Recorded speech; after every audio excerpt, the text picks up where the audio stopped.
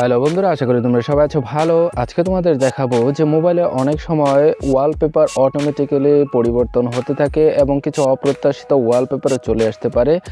তাছাড়া এখানে কিন্তু ব্যাটারি চার্জও বেশি খরচ হয়। সেটা যদি আমরা বন্ধ করতে চাই, সেটা আমরা কিভাবে করব তোমাদের দেখাচ্ছি। এই জন্য আমরা প্রথমে মোবাইলের সেটিং অপশনে চলে যাব। সেখানে গিয়ে এই যে সার্চ অপশনে গিয়ে আমরা লিখব ওয়ালপেপার ক্যারোসেল। এটা লেখার পরে এই যে নিচে ডান দিকে সার্চ অপশনে ক্লিক করব। ক্লিক করার পরে এই যে দেখো এরকম একটা পেজ চলে আসবে। এই যে ঠিক 2 নম্বরে আমরা ক্লিক করব। ক্লিক করার পরে এই যে এখানে দেখো টার্ন অন দেওয়া আছে, আমরা ঠিক এটার মধ্যে টাচ করব। এটার মধ্যে টাচ করার পরে এই যে নিচে বাম দিকে টার্ন অফ আছে, এখানে টাচ করব। এখানে টাচ করার পরে এই যে পরবর্তী এই যে দেখুন নো থ্যাঙ্কস লেখা আছে, এখানে টাচ করব। টাচ করলেই কিন্তু ওয়ালপেপার এই অপশনটি বন্ধ হয়ে যাবে। আশা করি বন্ধুরা বুঝতে পেরেছো। ভিডিওটি যদি ভালো লাগে তাহলে সাবস্ক্রাইব করার অনুরোধ রইল।